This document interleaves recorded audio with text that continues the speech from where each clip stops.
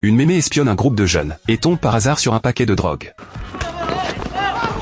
Mais au lieu d'appeler la police, elle le rapporte au chef des dealers. Sauf que la mémé fait pas ça gratos. Elle exige d'écouler la marchandise pour lui. Le dealer conseille à la mémé de se calmer. C'est quand même illégal ce genre de choses. La mémé propose de prendre une plus petite commission. Et voyant la mémé aussi motivée, le dealer découpe un bout et le lui fait emporter. De retour chez elle, la mémé découpe d'abord la drogue en petits morceaux. Mais son couteau bien aiguisé arrive pas à couper. Même la scie électrique y arrive pas. La mémé finit par essayer avec un couperet de cuisine. Et là ça découpe pour de bon. Une fois tout partagé, un nouveau problème surgit. À combien vendre la marchandise? Alors la mémé va au commissariat trouver son gendre. Et prétextant une drogue bon marché, elle se renseigne sur les prix. Le gendre qui se doute de rien lui donne les tarifs. Au final, la mémé va vendre sa cam dans un passage souterrain. Mais tout le monde la prend pour une folle. Jusqu'à ce qu'un homme lui achète une dose à moins 20%. Avec un cas de réussite, les ventes doublent. Tout le monde sait que la cam de la mémé est pas chère. Et les acheteurs commencent à affluer sans discontinuer. Même le chef des dealers en reste bouche bée. Alors il file plus de marchandises à la mémé. Mais à peine sortie, elle se fait repérer par un chien policier. La mémé a beau berner les policiers. L'odeur de la marchandise, elle peut pas berner le chien, qui plaque direct la mémé au sol. Heureusement, son gendre qui passe par là vient à la rescousse. Et la raccompagne saine et sauve chez elle. Mais la mémé sent bien que dealer c'est pas bien. Alors elle file se confesser à l'église. La mémé confesse au prêtre que dealer c'est un péché. Le prêtre lui conseille de rentrer dans le droit chemin au plus vite. Mais la mémé dit que ce métier rapporte gros. Et sort une liasse pour la rénovation de l'église. Le prêtre voulait pas accepter au départ. Mais la mémé donne vraiment trop. À mesure que le business de la mémé cartonne, ça attise la jalousie des autres du métier, qui tabassent la mémé. Et lui vole son argent et sa marchandise. Et là la mémé panique complètement. Sans cam ni argent, comment rendre des comptes au dealer? Alors la mémé se prépare à fabriquer sa propre drogue.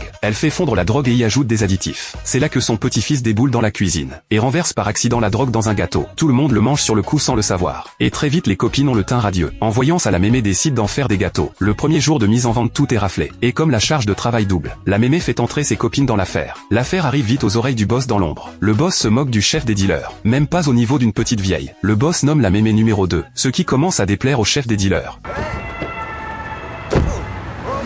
Le grand boss demande à la mémé de développer le business et de vendre les gâteaux dans les maternelles. La mémé a beau adorer l'argent, elle a quand même des limites et refuse le boss sans hésiter. Ce geste met le boss dans une colère noire. Il envoie enlever le petit-fils de la mémé. En l'apprenant, la mémé débarque avec ses copines dans le repère des dealers. Voyant la puissance de feu de l'autre camp, le dealer est bien obligé de faire lâcher le garçon par ses hommes. En entendant le bruit, le dealer flaire l'embrouille et ligote tout le monde sans hésiter, puis sort son arme pour régler le sort de la mémé. C'est là qu'une nuée de policiers défonce les fenêtres. En fait, le gendre avait vite senti que la mémé était louche et menait discrètement l'enquête sur elle. Puis tout le monde se retrouve en prison. Mais ceux qui ont mangé les gâteaux se rassemblent et défilent pour réclamer la libération de la mémé, parce que ces gâteaux sont vraiment trop bons. Et sous la pression populaire, la police est bien obligée de relâcher tout le monde. Au final, elles ouvrent une pâtisserie. Sauf que cette fois, c'est un business tout ce qu'il y a de plus honnête.